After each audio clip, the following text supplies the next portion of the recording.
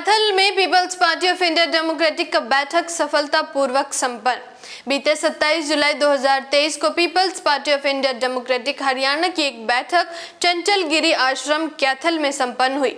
इस बैठक की अध्यक्षता peoples party of India democratic के प्रदेश अध्यक्ष मूल निवासी सुभाष जांगड़ा ने की। उन्होंने उपस्थित साथियों को छत्रपति शाहू जी महाराज के बारे में बताते हुए प्रतिनिधित्व दिवस के बारे में जानकारी दी। मैं आकृति कुमारी और आप देख रहे हैं MBN न्यूज नेटवर्क। हरियाणा के कैथल में स्थित चंचलगिरी आश्रम में बीते 27 जुलाई 2023 को peoples party of India democratic के प्रदेश अध्यक्ष मूल निवासी सुभाष जांगड़ा की अध्यक्षता में पार्टी का एक कार्यक्रम सफलतापूर्वक संपन्न किया गया, जिसमें कई लोगों ने हिस्सा लिया। कार्यक्रम में मूल निवासी सुभाष जांगड़ा ने छत्रपति शाहू जी महाराज के जीवन के बारे में व मूल निवासी प्रतिनिधित्व दिवस के बारे में जानकारी साझा की। उन्होंने कहा कि छत्रपति शाहू जी महाराज को भारत में सच्चे प्रजातंत्रवादी और समाज सुधारक के रूप में जाना जाता है। वे कोल्हापुर के इतिहास में एक अमूल्य मणि के रूप में भी आज भी प्रसिद्ध हैं। उन्होंने कहा कि छत्रपति शाहू जी महाराज ऐसे व्यक्ति थे जिन्होंने राजा होते हुए भी शोषित और पीड़ित वर्ग के कष्ट को समझा और सदा उनसे निकटता बनाए रखी। उन्होंने पिछड़े वर्ग के बच्चों को मुफ्त शिक्षा प्रदान की प्रक्रिया शुरू की थी। साथ ही गरीब छात्रों के लिए छात्रावास स्थापित किए और बाहरी छात्रों को शरण प्रदान करने के आदेश दिए थे।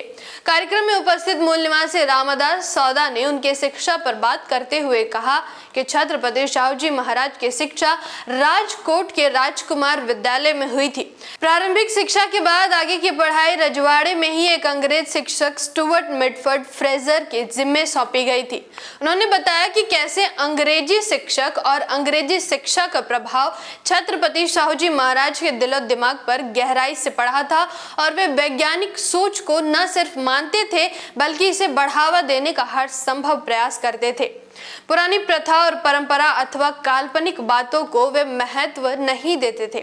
पार्टी के कार्यक्रम में उपस्थित मूल निवासी संघ के प्रदेश उपाध्यक्ष मूल निवासी कमलकांत वर्मा ने कहा, पिछड़ा वर्ग की दिशा में बदलाव लाने के लिए उन्होंने 2 ऐसी विशेष प्रथाओं का अंत किया जो युगांतरकारी साबित हुआ। पहला, सन 1917 में उन्होंने उस बलूतदारी प्रथा का अंत किया जिसके तहत एक अछूत को थोड़ी सी जमीन देकर बदले में उससे और उसके परिवार वालों से पूरे गांव के लिए मुफ्त सेवाएं ली जाती थी। इसी तरह सन 1918 में उन्होंने कानून बनाकर राज्य की एक और पुरानी प्रथा वतनदारी का अंत किया तथा भूमि सुधार लागू कर महारों को भूस्वामी बनाने का हक दिलाया। इस आदेश से महारों की आर्थिक गुलामी काफी हद तक दूर हो गई। बाबा साहब अम्बेडकर के जीवन में भी छत्रपति शाहू जी महाराज का बहुत बड़ा योगदान था। उन्होंने साल 1920 में एक सभा में घोषणा करते हुए मूल निवासियों से कहा था, मुझे लगता है कि अंबेडकर के रूप में तुम्हें तुम्हारा मुक्तिदाता मिल गया है। मुझे उम्मीद है वे तुम्हारी गुलामी की बेड़ियां काट डालेंगे। छत्रपति शाहू जी महाराज डॉक्टर अंबेडकर की खूब प्रशंसा करते थे और सिर्फ प्रशंसा ही नहीं करते थे बल्कि उनकी अधूरी पड़ी विदेशी शिक्षा पूरी करने के लिए उनकी मदद भी की थी। पार्टी के राज्य संगठन सचिव मूल निवासी सरदार हरदेव सिंह ने कहा कि सन 1902 के माध्यम में शाहू जी महाराज इंग्लैंड गए हुए थे। उन्होंने वहीं से एक आदेश जारी कर कोल्हापुर के अंतर्गत शासन प्रशासन के 50% पद पिछड़ी जातियों के लिए आरक्षित कर दिए।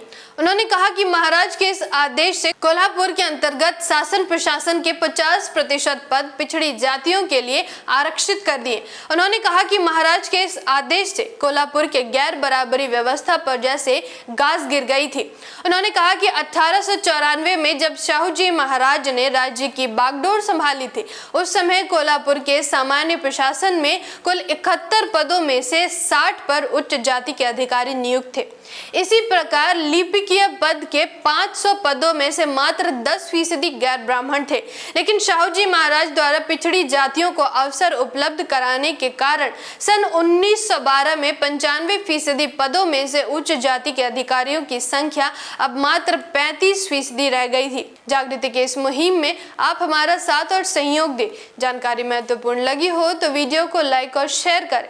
साथ ही हमारे अगले वीडियो सबसे पहले देखने के लिए चैनल को सब्सक्राइब करके बेल आइकन को प्रेस जरूर करें। धन्यवाद। जय संविधान, जय भारत।